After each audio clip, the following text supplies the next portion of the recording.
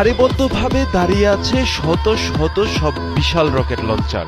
600 millimetre ক্যালিবারের এই multiple rocket সিস্টেমগুলো truck চালিত মোবাইল প্ল্যাটফর্মে বসানো। লঞ্চ টিউবগুলো তাক করা আকাশের দিকে, পাশে ভারী সামরিক যান, সাজোয়া ইউনিট আর সামরিক কুচকাওয়াজের কড়া শৃঙ্খলা, যেন বুঝিয়ে দিতে চাচ্ছে এখনই যুদ্ধের জন্য প্রস্তুত উত্তর কোরিয়া।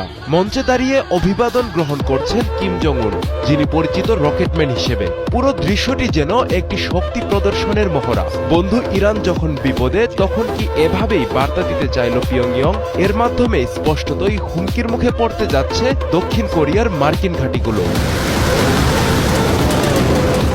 কিমের অস্ত্র ভান্ডারকে সমৃদ্ধ করছে এই 600 millimetre multiple rocket launcher system, যা পারমাণবিক ওভারহেড বহনে সক্ষম। কিম এটিকে কৌশলগত মিশন সম্পন্ন করার উপযোগী বলে বর্ণনা করেছেন। মূলত পারমাণবিক সক্ষমতারই ইঙ্গিত দিয়েছেন তিনি। এই অস্ত্র স্বল্প থেকে মধ্যম পাল্লার নির্ভুল আঘাত হানতে পারে। মোবাইল প্ল্যাটফর্মে স্থাপন হওয়ায় সহজেই স্থান পরিবর্তনযোগ্য।